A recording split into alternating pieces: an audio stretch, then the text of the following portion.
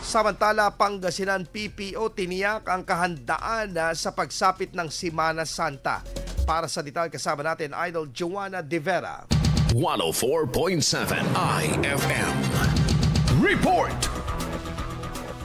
Pinaghahandaan na ng Pangasinan Police Provincial Office ang seguridad at kaligtasan ng publiko sa nalalapit na Holy Week o Semana Santa. Ayon kay Provincial Director Colonel Rollifer Kapukyan, magtatalaga ng kapulisan sa mga lugar na kadalasang dinadagsa, partikular sa mga simbahan at ilan pang pasyalan upang tiyakin ang kaligtasan ng bawat bisita. Pinaghandaan na rin namin to.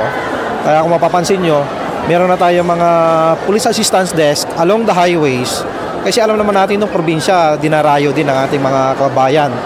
Posible rin na doblehin ang mga personal na tututok sa mga tourist attractions sa lalawigan tulad ng mga baybayin na inaasahang dadagsain ng mga turista upang mapanatili ang matiwasay na paggunita sa Semana Santa. So meron tayong mga pulis sa mga along major highways and thoroughfares at meron din tayong mga kapulisan na nagpapatrolya sa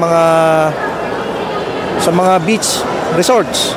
Kasi mga kababayan natin mahilig maligo, lalo na rin summer ngayon, para maiwasan yung disgrasya. Patuloy na paalala ng tanggapan na laging maging alisto at mapagbatsyag sa paligid upang hindi mabiktima ng kawatan sa kahit anong oras. Kasama mo mula rito sa IFM Dagupan, ito si Idol Joanna De Vera, Tatak IFM. IFM News. IFM News. IFM News.